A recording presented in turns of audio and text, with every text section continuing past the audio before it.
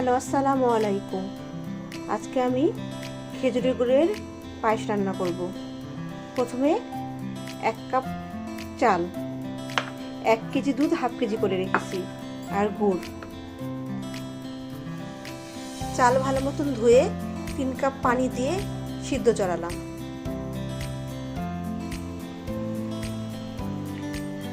চাল সিদ্ধ হয়নি, আরো 3 কাপ পানি দিলাম।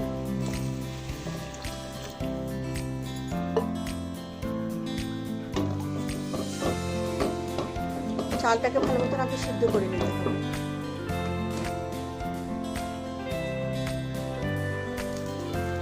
ভালো মতো সিদ্ধ হয়ে গেলে চালগুলো নিতে গুঁড়ি দিয়ে নরম করবো।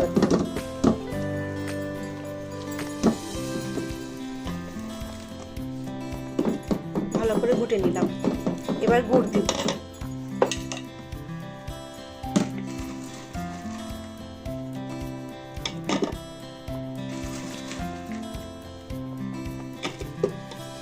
যে যেরকম মিষ্টি খাবে, মানে চেখে চেখে দেখতে হবে যে যেরকম মিষ্টি খাবে।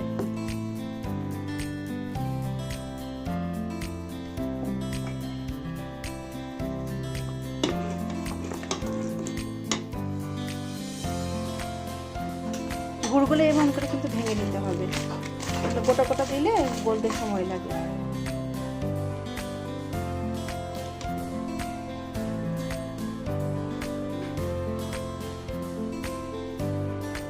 অর্ধেক তেজপাতা, 1 টুকরা দারচিনি আর 1টা এলাচ দিয়ে দিলাম। গুড় গলা পর্যন্ত ওয়েট করি।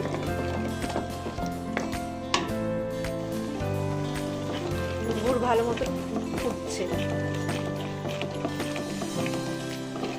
চেখে চেখে দেখবেন, যে যেরকম মিষ্টি পছন্দ করেন সেভাবে দিবেন।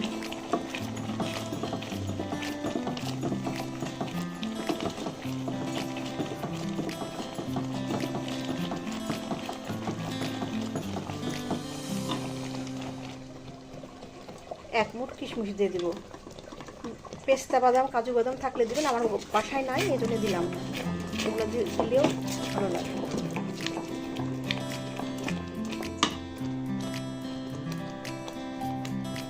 পায়েসটা ঘন হয়ে গেলে যে দুধ জাল দিয়ে রেখেছিলাম ওই দুধটা এখন দিয়ে দিব।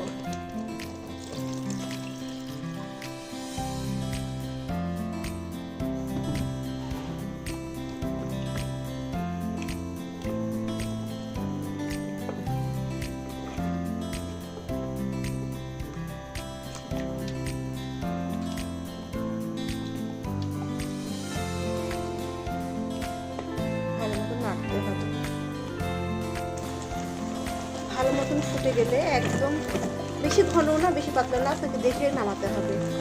এরকম হয়ে গেলে তৈরি হয়ে যাবে খেজুরের গুড়ের পায়েস। আমি ঢেলে দেখাচ্ছি।